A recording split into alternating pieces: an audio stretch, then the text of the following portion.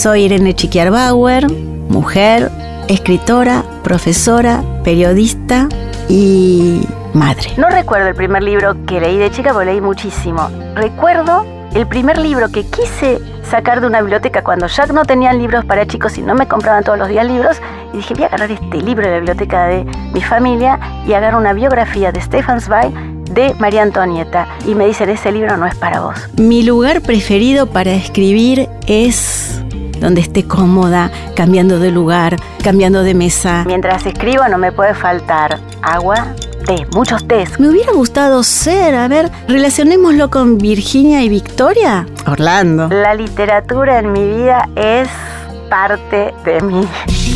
Libros, historias y autores. Notas al pie. Un podcast original de Radio 10. Con la conducción de Ana Correa. Los ensayos que vos hiciste sobre los estudios de Virginia Woolf, ¿de dónde salió esta pasión?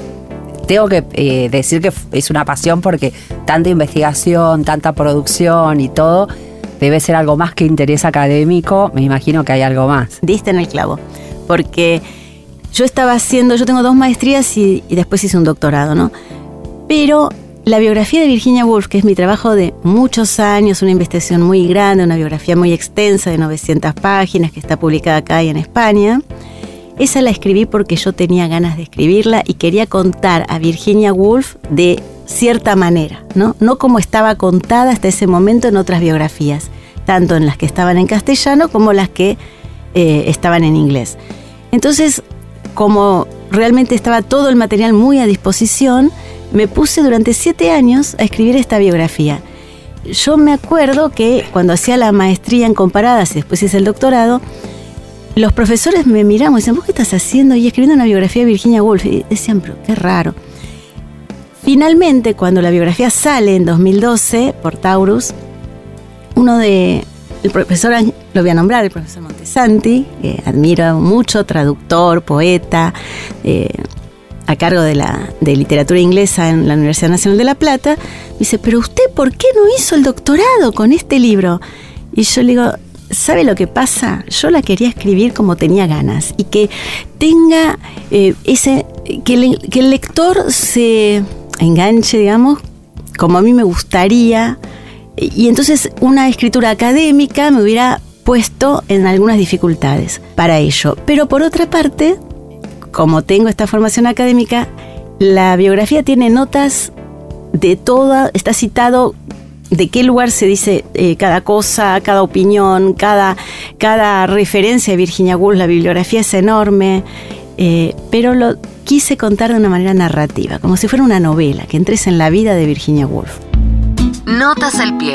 La biblioteca desordenada de Radio 10. ¿Casarse? ¿Con quién? Mientras tanto, dado que el alquiler de la casa de campo también llegaba a su fin y la vida fuera de Londres presentaba indudables ventajas, durante uno de sus paseos por la zona, Virginia y Leonard tuvieron la suerte de descubrir una romántica casa en Asham que vendría muy bien como reemplazo. Está claro que en el podcast vamos a hablar sobre Virginia Woolf, pero me gustaría nombrar los libros que vos tenés escritos sobre ella, porque este va a ser un podcast sobre todos esos libros, no sobre solo uno. Entonces el primero fue Virginia Woolf, La vida por escrito, en Taurus.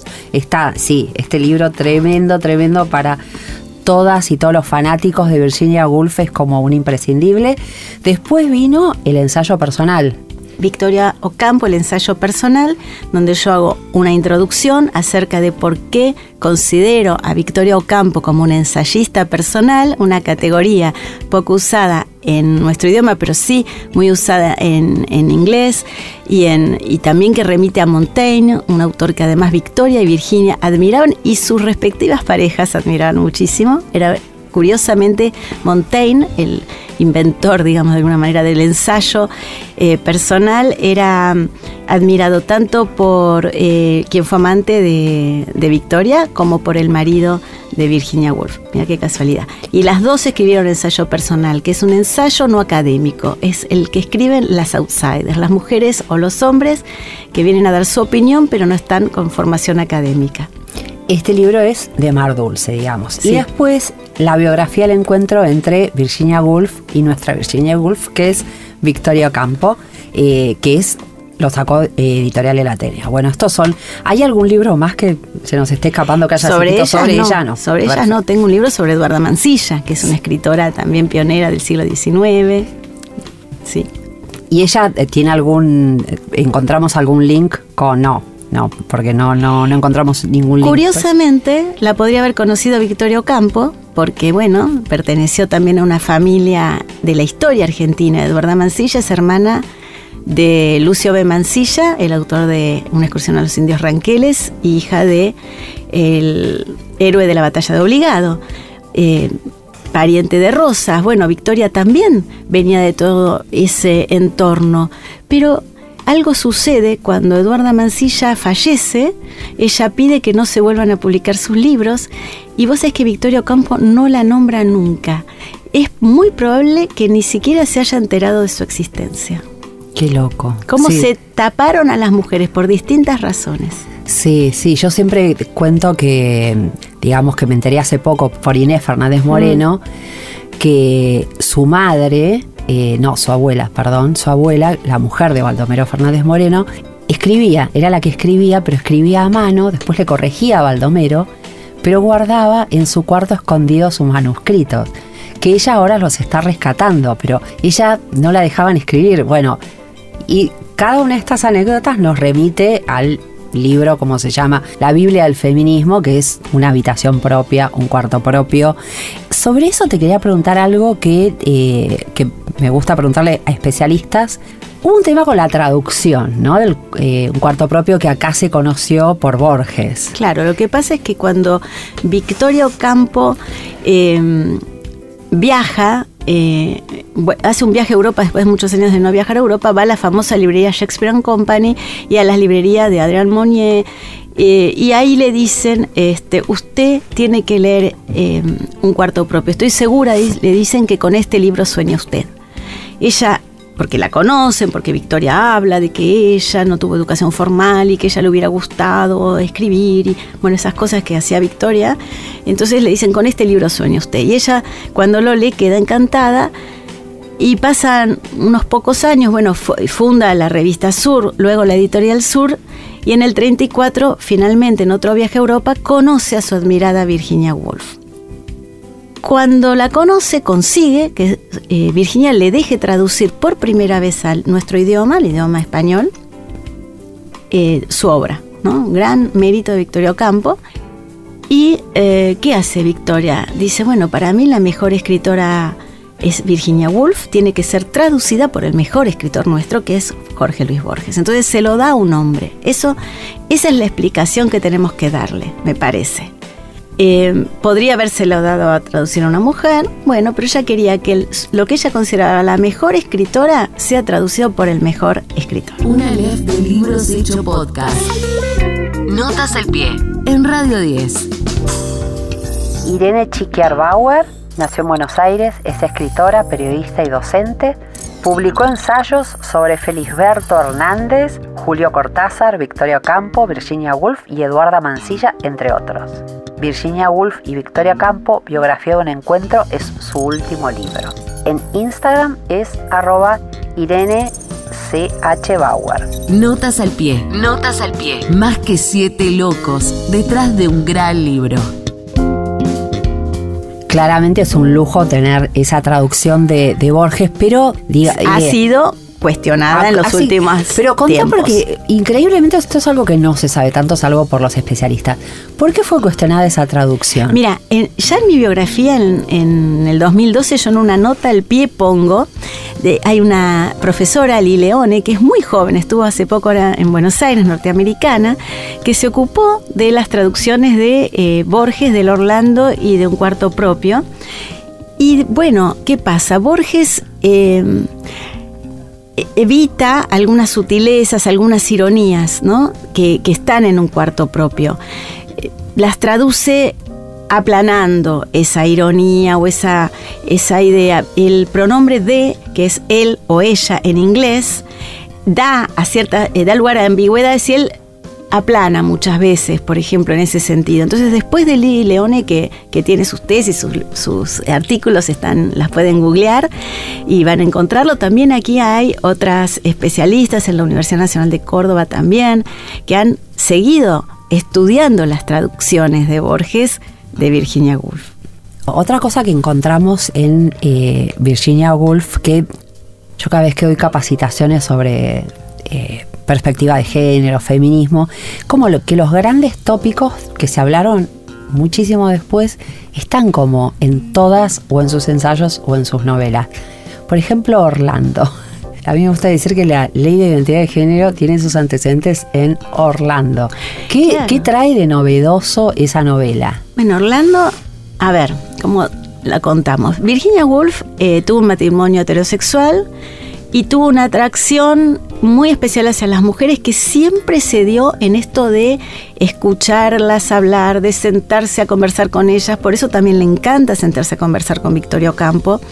Pero la única relación amorosa constatada es con Vita Sackville West, que era una aristócrata que por ser mujer no heredó el famoso castillo donde había vivido toda su vida. Y entonces esa relación es muy, muy efímera, pero quedan siempre como muy amigas. Entonces yo creo que de alguna manera Virginia le rinde un tributo a Vita, escribiendo una obra de un personaje que nace en el año 1400, que tiene que ver con esta vida de castillo, ¿no? de la nobleza en la era isabelina, y que en un momento cambia de género, ¿no? Un día se despierta y es mujer. Entonces sí, a través de esa novela ella va libro, novela, sí, va a contar cómo se siente Orlando siendo hombre, y cómo cuando cambia y es mujer, dice, pero yo soy la misma persona y me tratan distinto, ¿no? Entonces empieza a entender muchas cosas desde ese lugar. Y llega viviendo distintas épocas hasta la década del 20 del siglo pasado, que es donde escribe la novela. O sea, vive como todos estos 500 años, digamos, 400 y pico de años. Y esa vos sabés que se hizo la obra de teatro y se prohibió hace poco en España. ¿En realmente serio? Es increíble, sí. Y ya se había dado y es un clásico, y consideraron que la tenían que censurar. ¿Quién? ¿En qué? Salió en todos los medios en Madrid. La iban a dar en el teatro. O sea, que tu intuición es así. Es un clásico, no es una obra para censurar realmente ninguna obra, pero esto no se entiende cómo. Además es como, yo lo encuentro el paralelismo con Historia de dos ciudades de Dickens, que ahí donde hace esta cosa de ponerse en el lugar de una distinta clase social para vivir y sorprenderse de la diferencia que hay entre cada uno, y esto sería como lo mismo con el género. Pero sí, además es muy irónica Virginia Woolf. Orlando quiere escribir desde joven, poesía primero, ¿no? Y después cuando tiene sus un poco al estilo de Victoria Ocampo y de otras amigas que tenía Virginia Woolf, pero inglesas, que hacían lo mismo, empieza a ser mecenas de escritores y a recibirlos en sus casas y a darles todo para que ellos brillen y se luzcan, y no la toman en serio. Entonces yo creo que Victoria Ocampo, cuando leyó esa novela, que también escribe bastante sobre estos libros de Virginia Woolf, porque Victoria escribe sobre los libros de Virginia Woolf en sus propios ensayos, publicados en 10 tomos, bajo el título de Testimonios, ¿no? Del 1 al 10. Cuando Victoria ve esto, se siente totalmente identificada con Orlando. Ella se siente que le sucede lo mismo, que ella le está dando a un montón de escritores la posibilidad de publicar, de ser traducidos, y que a ella no la consideran como la deberían considerar. Bueno, pasa mucho, perdón el comentario tan poco académico, pero pasa mucho con Victoria Ocampo, con Virginia Woolf, y te voy a sumar a Alfonsina Storni, pero debe ser muchas otras, que una además de su obra dice, ay, nos sentimos menos solas, porque son cosas que les pasa, que se siguen repitiendo. Y Victoria peor, porque en el caso de Virginia me voy a referir específicamente, porque Virginia Woolf, desde muy joven, se casa con Leonard Woolf, y Leonard se da cuenta que esta mujer es genial, Él también escribe novelas, pero con novelas de ella dice, no, yo novelas no tengo que escribir más. O sea, un señor muy especial, ¿no? Que no salió a competir con la mujer, y él se dedicó al ensayo político, era miembro del Partido Laborista, y dice, tenemos que fundar una editorial. ¿Para qué? Para que ella publique lo que quiera escribir, no censurado por un editor.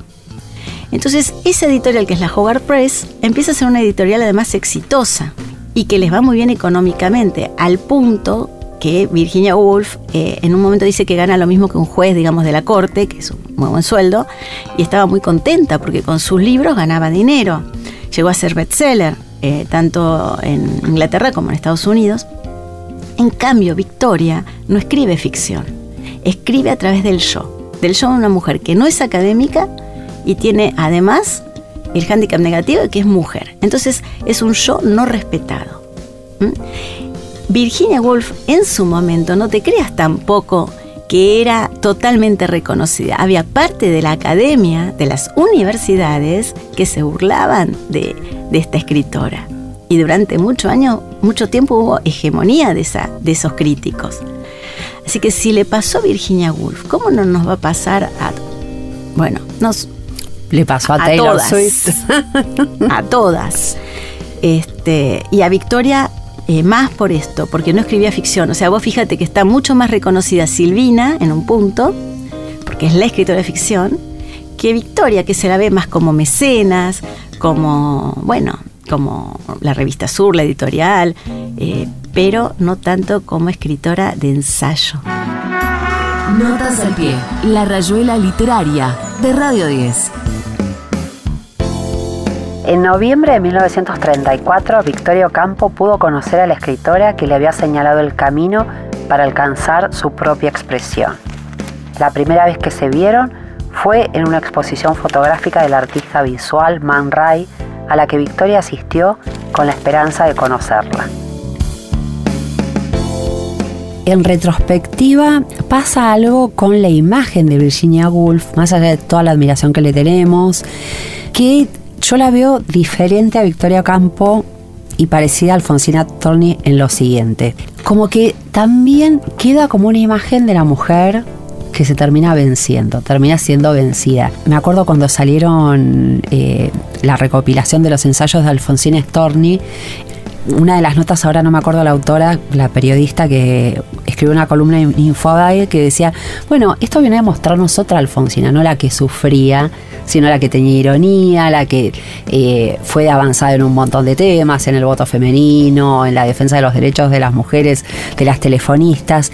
Y Virginia, pero hay un dejo de tipo la mujer triste. Eso es algo que... digamos que se construyó en la memoria. Es un estereotipo. O sea, lo que sucede, efectivamente Virginia Woolf se suicida. Ahora, cuando era joven, cuando era niña, la llamaban la cabra, porque era la cabra por loca, por activa, ¿no?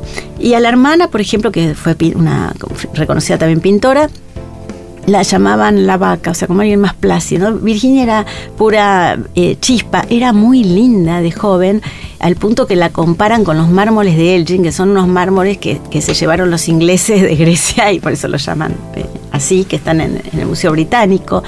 O sea, era linda, era divertida, era irónica, mordaz, se burlaba de todo el mundo.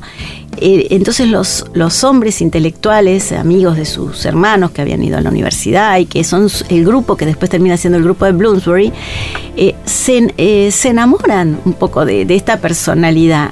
Lo que pasa que ella también había tenido episodios de depresión y muy fuertes, y en algunos momentos de alucinaciones. Cuando murió la madre, ella tenía cerca de 13 años, eso fue muy tremendo para ella. Y después, cuando muere el padre, vuelve a tener un episodio, y después de casarse, otro episodio directamente psiquiátrico, con gente agarrándola para que no se tire por una ventana. O sea, cosas muy complicadas, pero que después se regulan. Y ella ha escrito y ha revolucionado la literatura, no solamente inglesa. Ha escrito, mira, se han recopilado 6 tomos de cartas, 6 tomos de ensayos, más todas las novelas, más los relatos, más la única obra teatral que escribió. O sea, tuvo una producción enorme. Quiere decir que estuvo muy bien la mayor parte del tiempo, ¿no? Luego llega la Segunda Guerra Mundial. Hay un momento de mucha devastación en Inglaterra con muchos bombardeos. Los ingleses siempre se habían caracterizado por hacer las guerras afuera, ¿no? Y por primera vez por la aviación les llegan las bombas a su territorio. Entonces para ellos fue tremendo y se creía que de un momento a otro invadían los alemanes. Entonces su marido era judío, era del Partido Laborista, ellas sabían lo que eran los campos de concentración, sabían los campos de exterminio y estaban seguros que ese grupo los iban a ir a buscar a todos. Entonces todos tenían qué manera se iban a suicidar. Algunos tenían las pastillas de cianuro en los bolsillos, cada uno pensaba de una manera diferente. En esa locura, un sobrino de ella había ido como voluntario a la Guerra Civil Española, como voluntario. Le dicen, bueno, al menos conducir una ambulancia no del lado republicano, muere. Entonces, toda la familia en duelo. Ella entra en una etapa depresiva y las personas que siempre la habían rescatado, le habían conseguido un médico adecuado, están todas devastadas. Ella tiene en ese momento una médica muy joven que la admira mucho y ella la convence de que está bien y no estaba bien. Y entonces hay un momento donde ella se va de la casa y es el suicidio de Virginia Woolf. Ahora, la gente cuando estaba con ella hablando tal vez ni se daba cuenta porque era justamente esa mujer divertida, irónica. O sea, tenía también otra cosa, además, toda esta fuerza que ha transmitido y que ha marcado muchísimas generaciones y muchas mujeres en sus distintos ámbitos. Y el amor por la literatura, además, esa convicción de que ella, de toda experiencia y de la locura como experiencia, cuando estaba bien, iba a sacar algo. Y esa es Mrs. Dalloway, y su personaje, el doble de Mrs. Dalloway, que es curiosamente, un soldado con trauma de guerra. Que corren en paralelo la vida de esa señora que va a dar la gran fiesta nocturna y este soldado que finalmente se suicida, que nunca se conocen, pero en su fiesta Mrs. Dalloway se entera de esta historia. Y además hay un tratamiento muy gracioso de los médicos que hace Virginia Woolf siempre. ¿Verdad? Sí. Que les da con todos los médicos porque estaba cansada de cómo la mandaban. Cada vez que ella estaba en algún momento complicado, a comer, a reposar, a no escribir, y entonces no le gustaba mucho. Es todo siempre tan actual todo lo que le pasó a Virginia Woolf, pero bueno, el podcast tiene una duración finita, pero la verdad que me gustaría seguir hablando, y lo vamos a hacer, seguir hablando sobre estas dos mujeres, sobre Virginia Woolf. Y el encuentro mediado por las mariposas, ¿no? Que también es esa caja de mariposas que Victoria Ocampo le envía a Virginia Woolf, porque juntas habían hablado, porque Virginia Woolf imaginaba esta tierra como una tierra como las pampas llenas de mariposas, una Sudamérica que siempre le interesó, porque la primera novela de Virginia Woolf es en una Sudamérica inventada. Impresionante. Bueno, Irene, muchísimas gracias. Muchas gracias a vos, Ana. Escuchaste Notas al Pie, un podcast original de Radio 10, conducido por Ana Correa. Producción Pablo Guayman. Coordinación de contenidos Sebastián Pedrón, Fernando Candellas, Marcelo Figueroa, Martín Castillo. Edición Jorge de Tesanos. Nos escuchamos en el próximo capítulo.